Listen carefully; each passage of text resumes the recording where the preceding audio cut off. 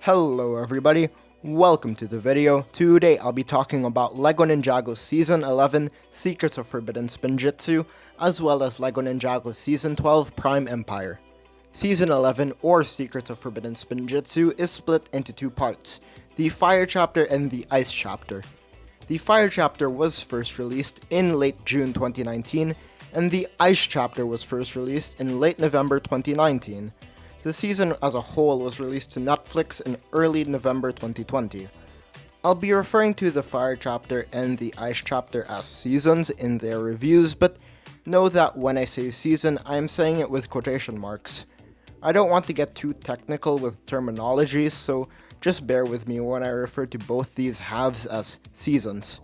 Season 12, or Prime Empire, was first released to YouTube in early February 2020 and was also released to Netflix in early November 2020. This video will be longer than usual, and I want to get started on an Invincible video, so this time I'll skip out on a Blitz review for the LEGO sets. I don't like saying this, but please like the video and leave a comment because it really helps with the algorithm and I would appreciate it. Spoiler warning because this video has spoilers, and now let's get to it. Beware ye who enter the serpent's tomb, for her anger nearly did The Fire Chapter is a really weak season, and it's probably the worst thing I've ever had to review thus far. For starters, the Fire Chapter has a very big and obvious problem with its narrative structure because it has way too many filler episodes. The first two episodes in this chapter, Wasted True Potential and Questing for Quests, are boring filler episodes.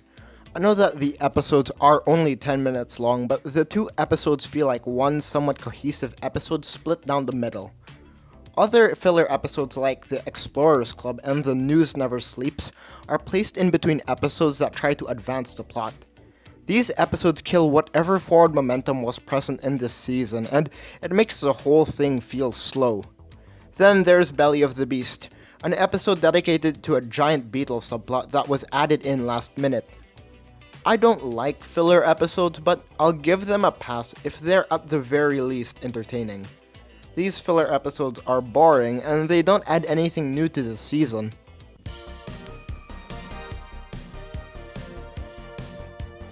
The Fire Chapter also has problems with its main villain Asphira.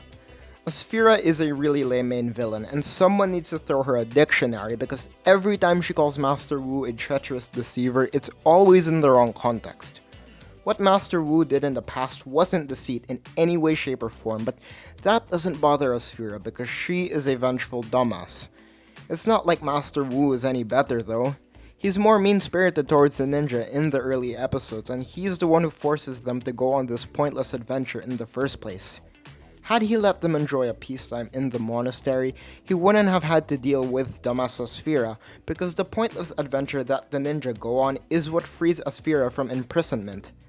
This detail makes the ninja look like they've regressed in intelligence, and they would have been burned alive had it not been for Pixel.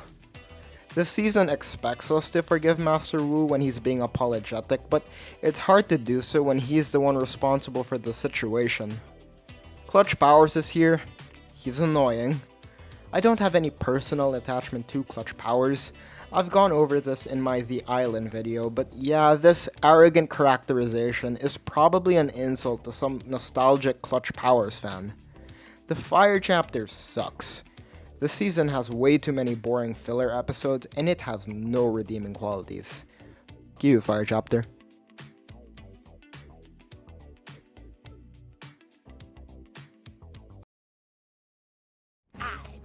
My revenge! Zane!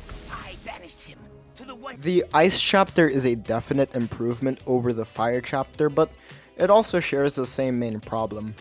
There are only 2, maybe 3 filler episodes in this season, but much like the many filler episodes in the Fire Chapter, their intrusive placement breaks the somewhat coherent narrative flow.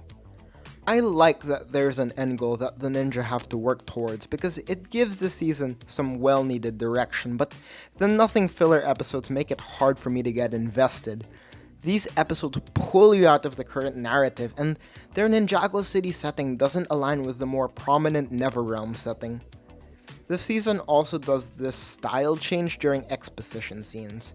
This style change trick is nothing new, and it can sometimes add a nice flavor to animation, but the occasional style change in this season feels like a budget cut.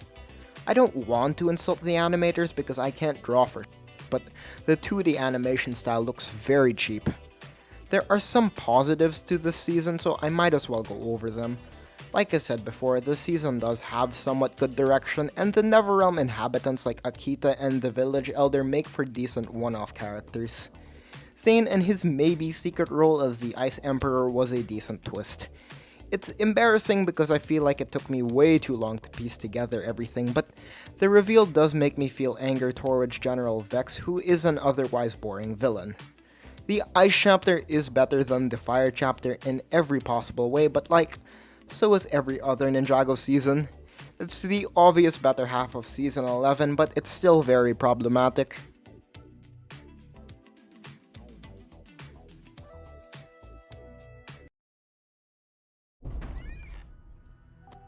Would you like to enter Prime Empire? Prime Empire or Ready Player Ninjago is a decent fast-paced season. The season wastes no time getting started, and it avoids any unnecessary filler episodes, with the only exception being that one episode where Zane becomes a detective.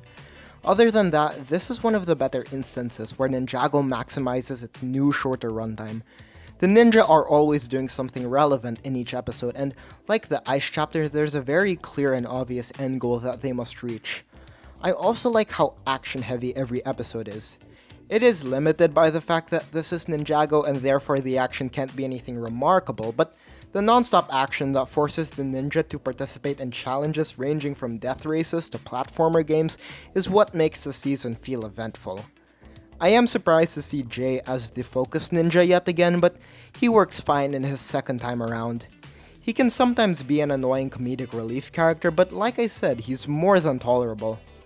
The season is, however, really bad at dealing with its main villain, Unagami.